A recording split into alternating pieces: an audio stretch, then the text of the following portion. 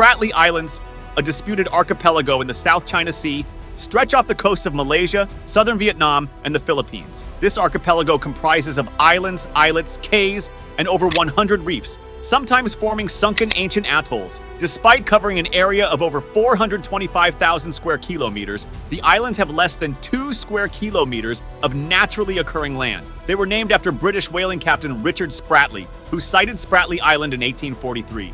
Strategically located along vital shipping routes, the Spratly Islands present significant geopolitical and economic opportunities, as well as challenges in Southeast Asia. Although largely uninhabited, they are crucial for establishing international borders due to their rich fishing grounds and potential reserves of natural gas and oil. While civilian settlements exist on a few islands, approximately 45 islands, cays, reefs, and shoals host military installations from Malaysia, China, PRC, Taiwan, ROC, the Philippines, and Vietnam. Additionally, Brunei claims an exclusive economic zone encompassing the uninhabited Louisa Reef in the southeastern Spratly Islands. In 1939, the Spratly Islands were coral islets mainly inhabited by seabirds. Though naturally consisting of 19 islands, a 1986 Chinese source notes 14 islands or islets, 6 banks, 113 submerged reefs, 35 underwater banks, and 21 underwater shoals.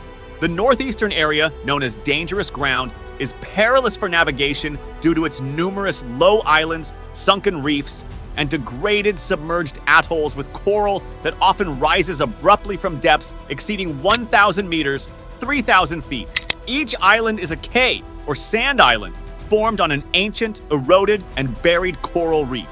The Spratly Islands, composed of biogenic carbonate, lack significant agricultural land, and few possess reliable sources of drinkable water. However, their resources include huge reserves of natural gas, oil, seafood, and guano. Economic activities in the region have historically included commercial fishing, shipping, guano mining, and oil and gas extraction, with tourism emerging more recently. Global shipping lanes near the Spratly Islands further enhances their strategic importance. Let us dive deep for a deep analysis of who owns the Spratly Islands.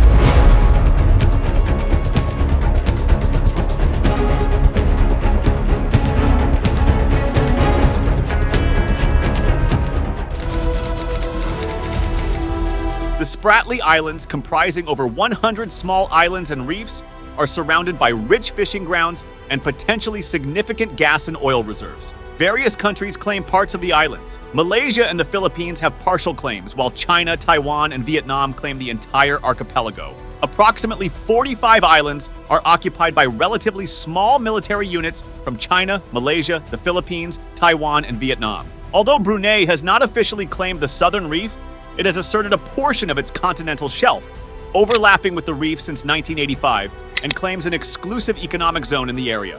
The territorial dispute over the Spratly Islands involves Brunei, China, Malaysia, the Philippines, Taiwan, and Vietnam, with each nation seeking to advance its territorial claims. This conflict is marked by diplomatic deadlock and military pressure, including the occupation of disputed territories. The majority of the maritime features in the Spratly Islands have multiple names, an international name typically in English, Chinese names that may vary between the PRC and ROC, names used by the Philippines, Vietnam, and Malaysia, and occasionally names with European origins, such as French, Portuguese, Spanish, or British. For example, Spratly Island is also known as Storm Island. The strategic location of the region allows nations to project military power and monitor maritime activity. The Philippines claims part of the region under the United Nations Convention on the Law of the Sea, UNCLOS, a convention partially ratified by the nations involved in the dispute. However, only China, PRC, Taiwan, ROC, and Vietnam have asserted historical sovereignty over the islands.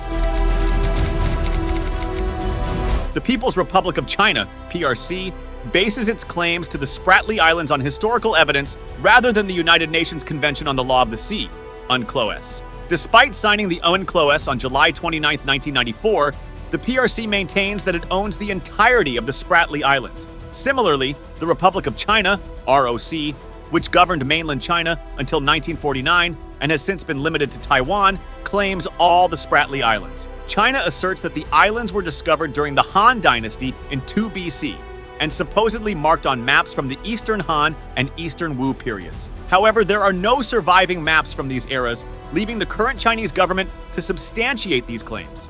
The Yuanxi, a an official history commissioned by the Ming Dynasty in 1369, suggests that several islands, possibly the Spratlys, were considered Chinese territory since the Yuan Dynasty in the 12th century. Maps from the Qing Dynasty, 1755 to 1912, also reportedly marked these islands as Chinese territory. Archaeological findings of Chinese coins and pottery in the islands are used as evidence by the PRC, although these artifacts likely came from passing Chinese junks. In the 19th century, Europeans noted that Chinese fishermen from Hainan spent part of the year in the Spratlys. The British made the first formal legal claims in 1877. China protested German surveying efforts in 1883 and dispatched naval missions to the islands in 1902 and 1907, marking them with flags and monuments. The Republic of China, which succeeded the Qing Dynasty, continued to assert sovereignty over the Spratlys and Paracels. Japan took control of the islands from France in 1939, but after World War II, the Allied forces designated the Republic of China to accept Japanese surrenders in these islands.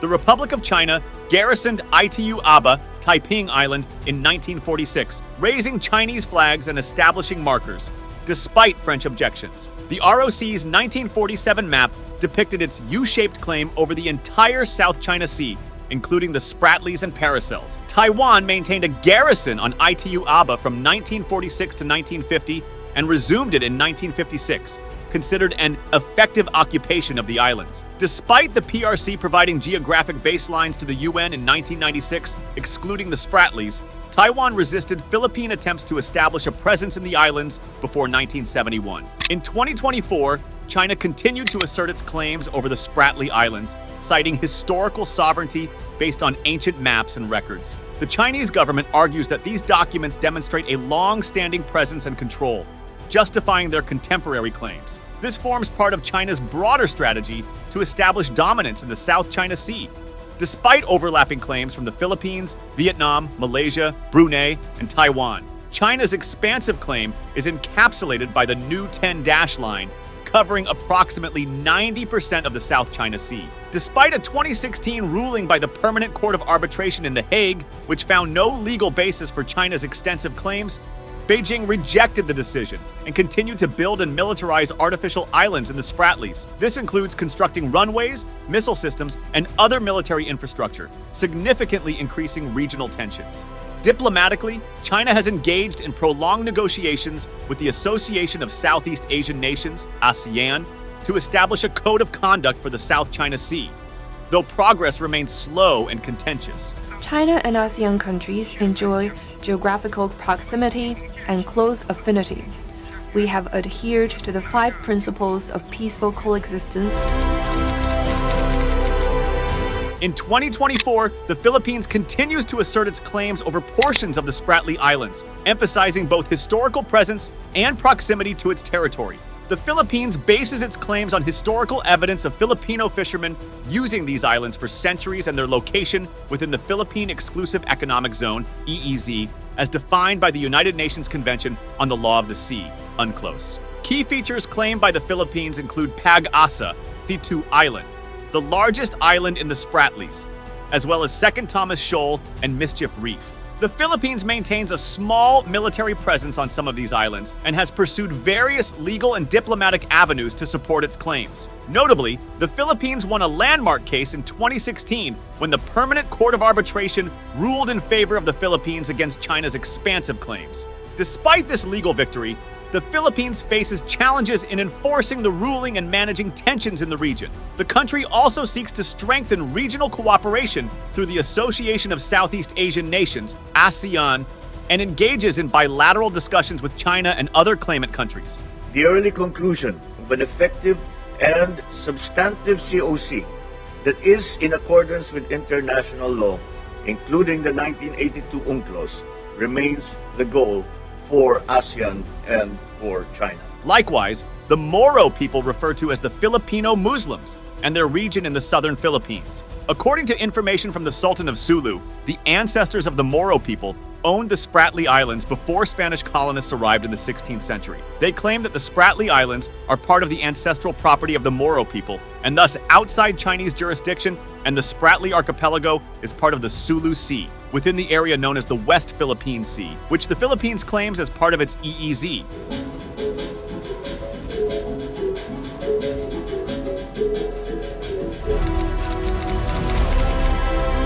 Vietnam's historical connection to the Spratly Islands, known as Truong Sa, dates back centuries, with records of Vietnamese occupation, resource exploitation, and governmental control extending to the 1600s, although their involvement likely began much earlier. Vietnam's claim is based on the principle of terra nullius, land belonging to no state, asserting that it has owned and occupied the territory since at least the 17th century.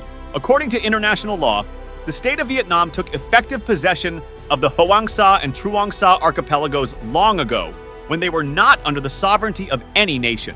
Vietnam emphasizes its historical exercise of authority and control over the islands. The first known instance of formal sovereignty was in the 1600s when the archipelago was placed under the administrative jurisdiction of the Binh Son district. For the next 2 centuries, pre-colonial Vietnamese governments maintained uncontested state sovereignty over the archipelago. Even after France assumed control of Vietnam through the 1887 treaty, European powers upheld and strengthened Vietnamese authority over Truong Sa on behalf of the Vietnamese state. The French acquisition of the islands further validates Vietnam's administrative sovereignty claims in the modern era. After World War II, when Japan relinquished its claims to the islands, the Republic of Vietnam, RVN, continued to assert sovereignty over Truong Sa. This included protesting foreign claims, occupying the archipelago, and re-annexing the chain in 1956. The Socialist Republic of Vietnam, as the successor to the RVN, has consistently upheld Vietnamese sovereignty,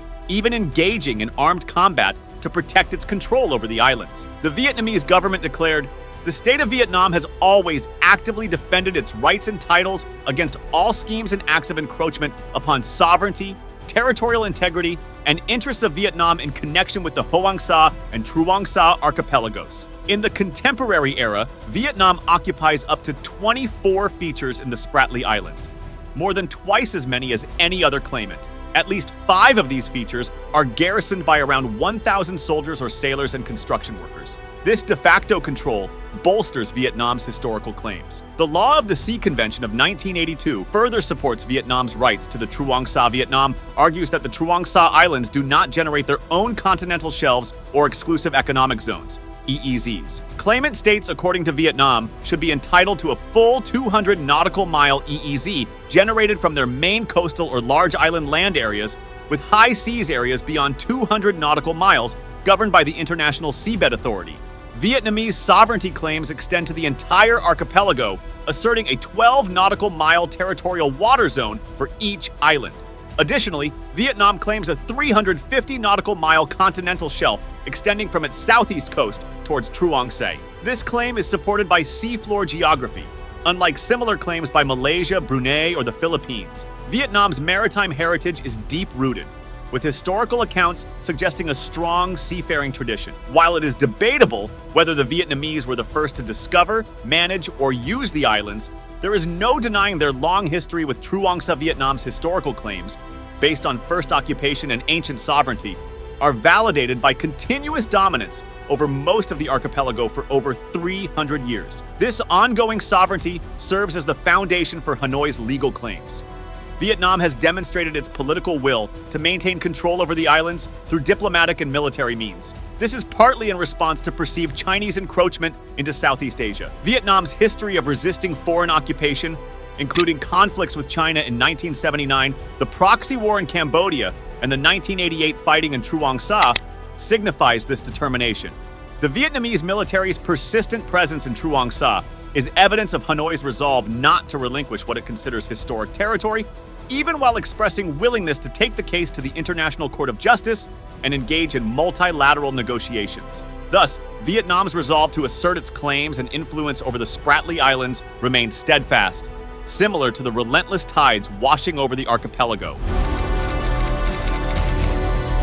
6 additional countries, Brunei, Indonesia, the Philippines, Singapore, Thailand, and Vietnam, have maritime borders with Malaysia. Compared to the rest of Malaysia's marine area, these borders are more pronounced in the South China Sea due to the concentration of littoral countries.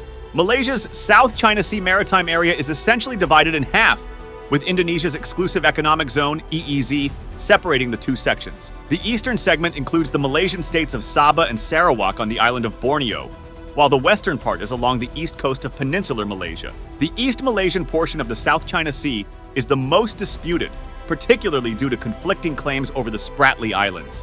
Malaysia claims 12 maritime features in the Spratly Islands, which include atolls, rocks, reefs, shoals, and islands. Of these, Malaysia maintains a physical presence on 5 features: Terumbu Ubi, Ardassia Reef; Terumbu Siput, Erica Reef; Terumbu Mantanani, Marivelis Reef; Terumbu Penanjau, Investigator Reef; and Pulau Layang Layang, Swallow Reef. 2 other features, Pulau Amboina Kasil, Amboina Cay, and Terumbu Laksamana, Commodore Reef, are occupied by Vietnam and the Philippines, respectively, despite falling within Malaysia's claimed area. In 1978, Malaysian special forces briefly landed on Pulau Amboina and erected markers, which were later removed by Vietnamese forces. Malaysia's efforts to assert its claims escalated with the occupation of Pulau Layang Layang, Swallow Reef, by Special Operations Forces in May 1983.